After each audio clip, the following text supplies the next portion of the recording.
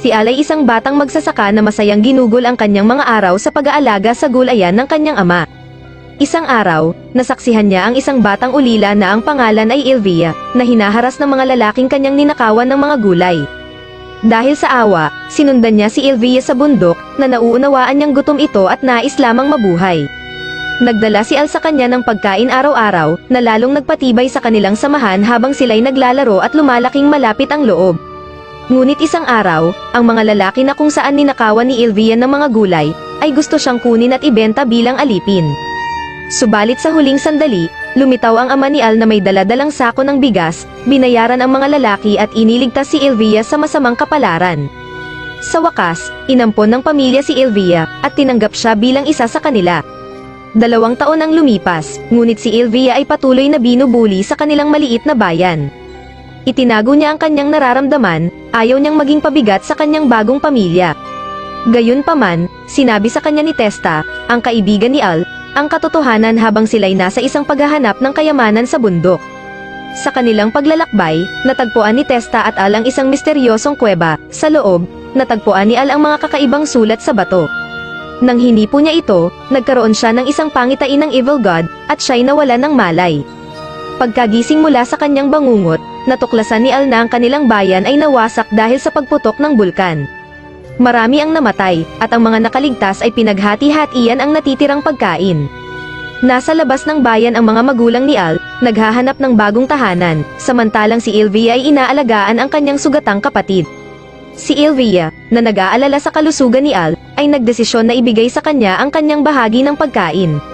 Nagsinungaling siyang at nagsabing siya'y kumain na, at unti-unti siyang nanghinad dahil sa kanyang pagsasakripisyo para sa kanyang mahal na kapatid.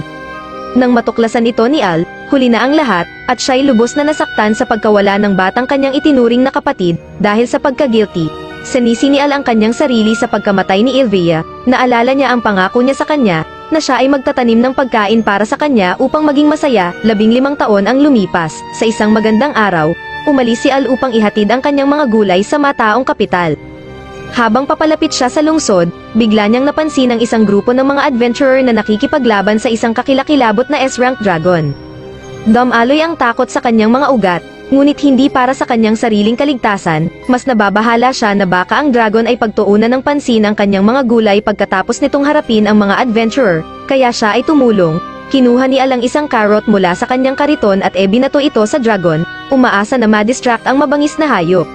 Sa kanyang pagkabigla, sumabog ang carrot ng ito ay tumama, at agad na tumapos sa dragon. Nalito siya at hindi makapaniwala, ngunit wala siyang oras upang i-spin ang nangyari. Natatakot na baka may nakakita sa kanya, mabilis na itinuloy ni Al ang kanyang paglalakbay, sinubukang magtago sa mataong kalsada ng Magus. Nang dumating si Al sa city gates, mabilis tumibok ang kanyang puso nang makita niya si Fal, isang batang babae, na kanidnap. Walang pag-aalinlangan, siya ay sumugod, sa paraang instinctive ay nilabanan niya ang kidnapper.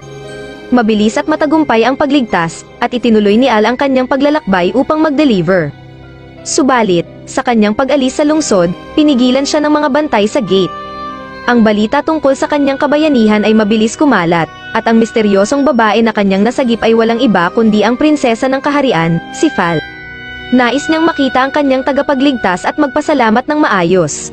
Nang sila'y magkita sa wakas, labis na humanga si Prinsesa Fal sa katapangan at kabab ang loob ni Al. Inalok siya ng posisyon sa palasyo, ngunit ang mga alaala ng kanyang nakaraan ay nagpilit sa kanya na tanggihan ang alok. Pinilit ni Prinsesa Fal na kumbinsihin si Al na manatili sa pamamagitan ng pag-aalok ng isang malawak na kabukiran malapit sa kabisera. Dahil sa determinasyon ng babae, nalaman ni Al na ang kriminal na kanyang tinalo ay may kamanghamanghang lakas na 500 puntos, malayo sa average na 50 puntos ng isang normal tao. Nakakagulat, ang sariling lakas ni Al ay 65,000, at nalampasan pa niya ang 1,000 puntos ng maalamat na bayani. Habang dumadating ang mga adventurers upang pag-usapan ang Natalong Dragon, sinamantala ni Al ang pagkakataon upang tumakas at bumalik sa tahanan. Sa kanyang pagdating, binalaan siya ni Testa na may paparating na mga halimaw sa kanilang baryo. Nag-aalala siya para sa kanyang mga ani. Sinabi ni Al kay Testa na mauna siyang umalis habang siya ay nagmamadali upang protektahan ang kanyang taniman. Habang nagtatago si Al sa mga halimaw, nakarinig siya ng ingay sa malapit. Siya ay nag-imbestiga at nakita si Fal at ang kanyang ama, ang hari, na inaatake ni Romeo, isang mabangis na commander ng Demon King. Sa sandaling handa na ang royal family sa masamang mangyayari, sumugod si Al gamit ang kanyang asarol, gamit ang kanyang kapangyarihan, ang underground excavation, upang harangin ang pag-atake at ang deep plowang para lumikha ng distansya sa pagitan nila. Sinubukan ni Romeo na esaprise si Al sa isang biglaang atake, ngunit mabilis ang reflex ni Al. Hinarang niya ang espada gamit ang kanyang kamay at itinapon si Romeo laban sa isang dingding ng talampas. Hindi handang aminin ang pagkatalo, inilabas ni Romeo ang kapangyarihan ng kanyang mga halimaw, nag-transform siya sa isang mabangis na halimaw na may malalaking pangil at pakpak. Inihayag niya na siya ay nasa level 78 at inatake si Al gamit ang dark magic.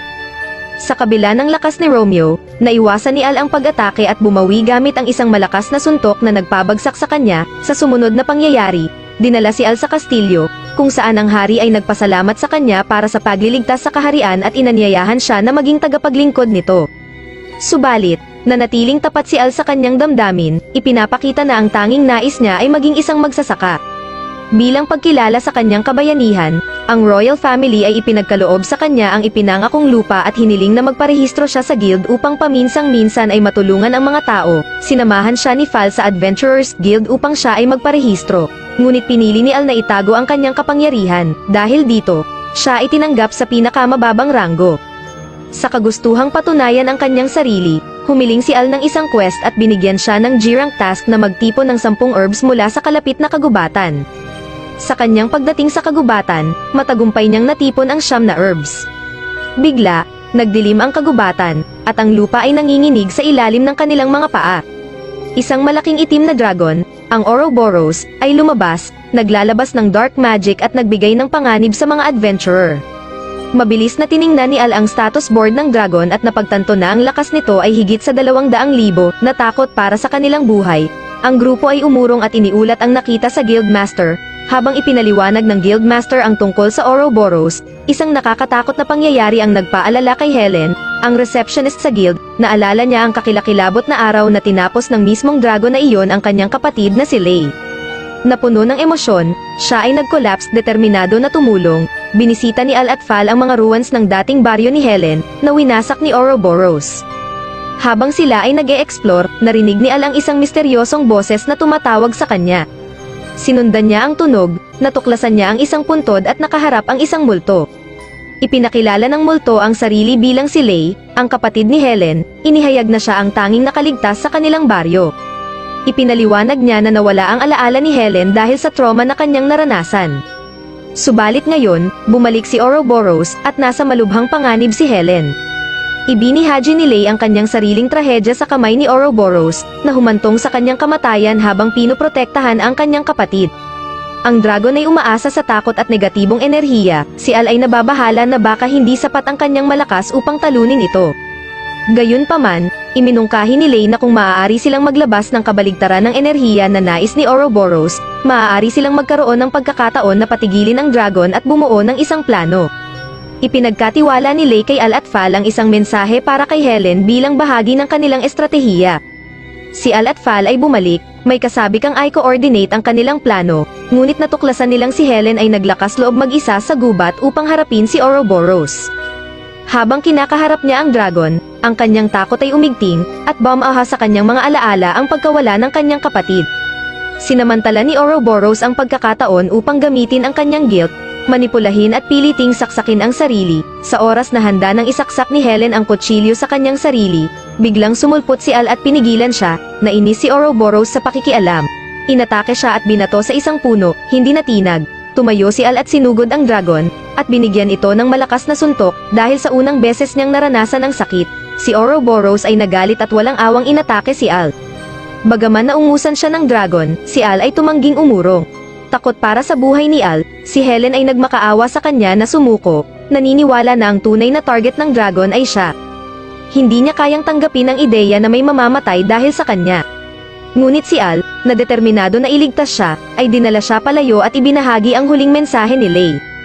Hinikayat ni Lei si Helen na makahanap ng kaligayahan upang ang kanyang sakripisyo na mailigtas siya ay hindi masayang. Sa pagdinig ng mga salitang ito, isang pakiramdam ng kapayapaan ang bumalot kay Helen, at bigla ang napuno ng maliwanag na sinag ang kalangitan.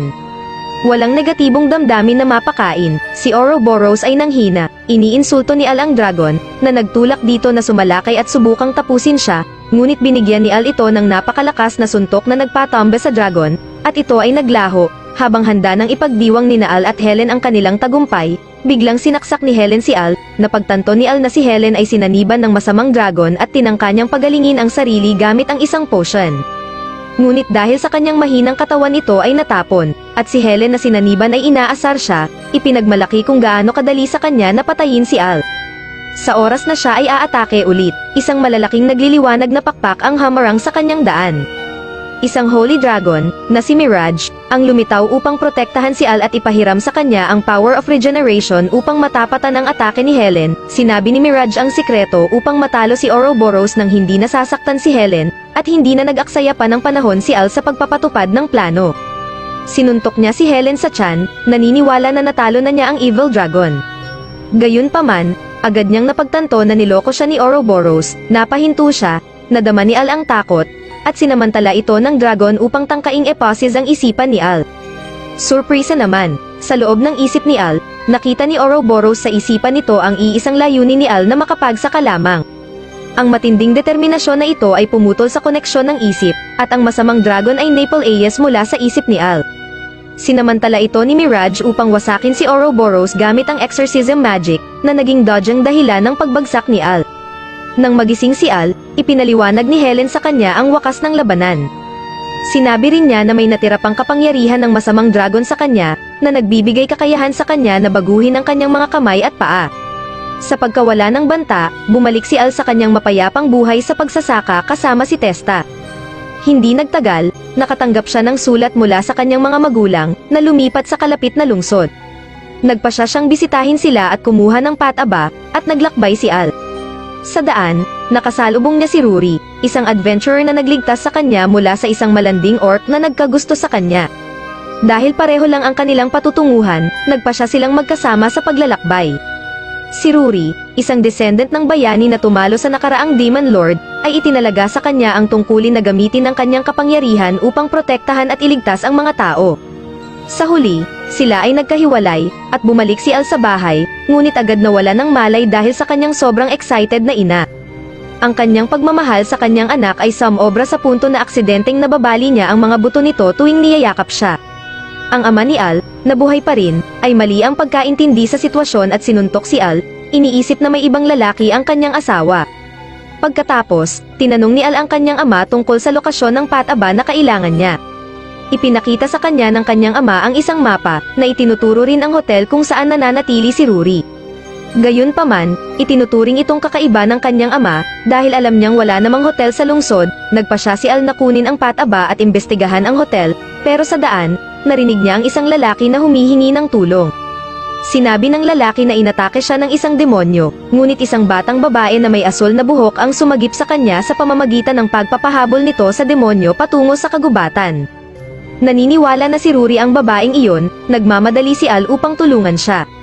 Subalit, nang siya'y umalis, ngumiti ang lalaki at pinitik ang kanyang mga daliri, ipinahayag na ito ay isang ilusyon lamang. Sa kagubatan, narinig ni Al ang sigaw ng isang babae at nakasalubong niya ang isang halimaw na lenta. Agad niyang iniligtas ito, pero bigla itong nag-transform sa isang demonyo at tinangkang lamunin siya. Sa tamang panahon, dumating si Rory at iniligtas si Al. Ang mapanlinlang na lalaki mula kanina ay muling lumitaw, pumalakpak ng may pang-aasar at sinabi kay Rory na siya'y hindi isang bayani kung maaaring maloko siya ng mga demonyong hindi totoo. Ipinakilala ng lalaki ang sarili bilang si Loki, isang demonyo na nagtatrabaho para sa Evil God kasama si Romeo at ang Evil Dragon. Ang kanilang misyon ay alisin ang anumang banta sa kanilang plano, tinutukoy si Rory, Al, at Helen. Sinubukan ni Rory na labanan si Loki ngunit madaling natalo at nawalan ng malay. Tumakbo si Al para tulungan siya, ginamit ang kanyang magic upang pagalingin siya, at kinuha ang pagkakataon na harapin si Loki. Subalit, walang epekto kay Loki ang mga suntok ni Al, na madaling hinuli ang kanyang braso at itinapon siya sa isang puno. Mabilis na bumangon si Al at nagbigay ng isa pang pag-atake, ngunit ginamit ni Loki ang kanyang mahika upang etrap si Al sa isang hukay. Nakalabas si Al at sinubukang suntukin muli, ngunit siya'y walang laban sa mapanlinlang na demonyo. Tinawag ni Loki ang mas maraming demonyo upang sumama sa laban, at lumaban sina Al at Ruri, tinalo ang mahihinang kalaban. Ngunit, nakuha ni Loki ang kalamangan, gamit ang kanyang explosive magic upang bombahin sila habang ang kanyang mga linta ay umatake. Nang kagatin ng mga linta si Al, bigla silang naging bato. Lumalabas na ang pataba na dala ni Al ay gumagana rin bilang isang pesticide, winasak nito mga insekto. Napagtanto na hindi na makakapag-summon pa si Loki ng mga linta, sumugod si Al sa kanya. Gayunpaman, patuloy pa rin na iniiwasan ni Loki ang bawat pag-atake. Nahugot ni Ruri ang lakas mula sa determinasyon ni Al at napagtanto niya ang kahalagahan ng kanyang mga ninuno. Mabilis na lumapit si Ruri sa likod ni Loki at sinaksak siya, ngunit tila hindi siya naapektuhan sa pag-atake. Gamit ang bagong determinasyon, hinugot ni Ruri ang kapangyarihan ng mabuting Diyos upang gisingin ang kanyang hero abilities. Inatake niya si Loki sa pamamagitan ng isang malakas na paghiwa na may holy magic, na nagpabagsak sa kanya dahil sa kanyang mga sugat at namatay. Pagkatapos ng kanilang laban, bumalik si Al sa kanyang bukid ngunit natuklasan ang mga madilim na baging na kumalat sa lugar. Nagpasya siyang ibenta ang maayos na gulay, gamitin ang pera para bumili ng pesticide, at alisin ang mga baging. Subalit, matapos bumili ng pesticide, nakita niya ang isang batang babae na inaabuso ng 3 lalaki sa mga kalsada. Nakialam si Al at tinalo ang mga lalaki. Nalaman na ang batang babae, si Julia, ay isang demonyo at anak ng Panginoon ng mga demonyo. Ang lokal na kartero, na isang demonyo rin, ay nagpaalala kay Julia na hindi kinamumuhian ni Al ang mga demonyo, dahil sa sinabi, gamaan ang loob nito. Humingi ng tulong si Julia kay Al para iligtas ang kanyang mga kababayan, sa takot na sila'y nasa panganib. Ipinaliwanag ni Julia na ang kanyang yaya, si Volt, ay ipinadala siya sa Magus para sa kanyang kaligtasan. Bagaman ang paglalakbay sa teritoryo ng demonyo ay 3 araw sa pamamagitan ng bangka, pinili ni Al ang mas mabilis na paraan, ito ay tumakbo sa ibabaw ng tubig habang bitbit si Julia. Sa kanilang pagdating, inatake ni Volt sina Al at Julia, naiwan ang batang demonyo na nalilito sa mga ginagawa ng kanyang yaya. Mahusay na iniiwasan ni Al ang karamihan sa mga pag-atake, natamo ang ilang sugat sa proseso. Nang i-target ni Volt si Julia, pinrotektahan siya ni Al, hinala na mayroong nagkokontrol kay Volt. Habang patuloy ang laban, ang ina ni Al, isang dating commander, ay lumitaw at sinuntok si Volt. Pumunta sina Al at Julia sa kastilyo, lamang upang makita ang isang kakilakilabot na eksena sa harap nila. Ang mga gwardya ay nakahandusay sa paligid at walang mga malay, kabilang ang tatay ni Julia, ang Demon Lord. Bumabalot ang tensyon at takot, habang dahan-daang tinatahak ng dalawa ang kalunos-lunos na eksena. Habang naghahanap sila ng mga sagot, natagpuan nila ang isang gwardya na buhay na sinabi ang nakagugulat na balita. Mukhang ang umatake ay ang ina ni Al, na ngayon ay handang tapusin si Julia. Subalit, mabilis na naramdaman ito ni Al, at mabilis na hinarang ang pag-atake, at niligtas si Julia. Hinarap niya ang umatake, may kumpiyansang sinasabi na alam niya na hindi ito ang kanyang ina dahil ang tunay niyang ina ay maamo at mapagmahal, nahuli sa kanyang pagloloko. Inamin ng misteryosong figure ang kanyang pagpapanggap at sa wakas ay inilantad ang kanyang tunay na pagkakakilanlan, si Ilvia, ang ampon na kapatid ni Al. Si Al ay nabigla habang tinititigan si Ilvia, ang kapatid na inakalang patay na. Ang biglaang paglitaw niya ay nagpabago sa kanyang pananaw sa katotohanan. Ipinahayag niya na binago siya ng Evil God upang maging isang makapangyarihang sandata, at bilang pagpapakita, siya ay naglabas ng isang mapaminsalang mahika na itinutok kay Julia. Tumalon si Al upang protektahan si Julia, malapit nang makaiwas sa pinsala na sumunod sa atake. Sinabi ni Ilvia na ang nakatagong kapangyarihan ni Al mula sa Evil God ay mas lumakas, bagaman nanatili itong nakakandado. Nalilito si Al, dahil hindi pa niya nakakaharap ang Evil God, ngunit ipinilit ni Ilvia na nakita niya ang masamang Diyos sa isang kuweba 15 taon na ang nakalipas at ang lahat ng kanyang kakayahan at titulo ay ipinagkaloob sa kanya ng Diyos. Nangakong ipapaalam ang lahat kung sasanib sila sa kanyang panig. Habang lumalapit si Ilvia kay Al, sinubukan niyang gamitin ang kanyang mga mata upang kontrolin ang isip niya. Subalit, si Julia ay biglang nagpakita at tawagin ng maamo si Al bilang kanyang kuya. Umigting ang selos ni Ilvia at galit na hinawakan si Julia sa leeg, na ipinipilit na si Al ay sa kanya lamang. Subalit, si Julia ay nananatiling matapang, patuloy na tinatawag si Al bilang kanyang kuya, na lalo lamang nagpalala sa galit ni Ilvia. Sa oras na sasaksakin na ni Ilvia ang leeg ni Julia, biglang huminto ang oras. Sa gitna ng kaguluhan, ang mabuting Diyosa ay lumitaw sa harap ni Al, nag-aalok na tanggalin ang kapangyarihan ng masamang Diyos mula sa kanyang puso at ipagkaloob ang kanyang mga kapangyarihan sa kanya. Habang nakatigil pa rin ang oras, binuksan niya ito at binalik ng isang segundo, binigyan si Al ng pagkakataong iligtas si Julia mula sa nakamamatay na hawak ni Ilvia. Gamit ang kanyang bagong mahika, tinawag ni Al ang mga baging na mabilis na lumago at pigilin si Ilvia. Hinayla niya si Julia palayo sa panganib, ngunit ayaw sumuko ni Ilvia. Gamit ang kanyang dark magic, tinawag niya ang isang espada at sinugod si Julia, ngunit napigilan ni Al gamit ang kanyang mga baging. Patuloy ang labanan, at patuloy na pinipigil ng mga baging si Ilvia. Bigla ang dumating si Volp sa eksena at pinalabas ang kanyang fire magic kay Ilvia. Dahil mukhang natalo na si Ilvia, lumipas ang agad na panganib, gayunpaman, hindi maalis sa isip ni Al na baka nakatakas si Ilvia, patuloy siyang ginugulo ng mga salita ni Ilvia, at nadama niyang kailangan niyang bisitahin ang kuweba na binanggit niya upang malaman ang katotohanan. Tinitingnan ang kanyang stats, napagtanto ni Al na ang interbensyon ng Diyosa ay may kapalit, na wala ang lahat ng kanyang mga dating kapangyarihan at mayroon siyang 4,000 lakas lamang.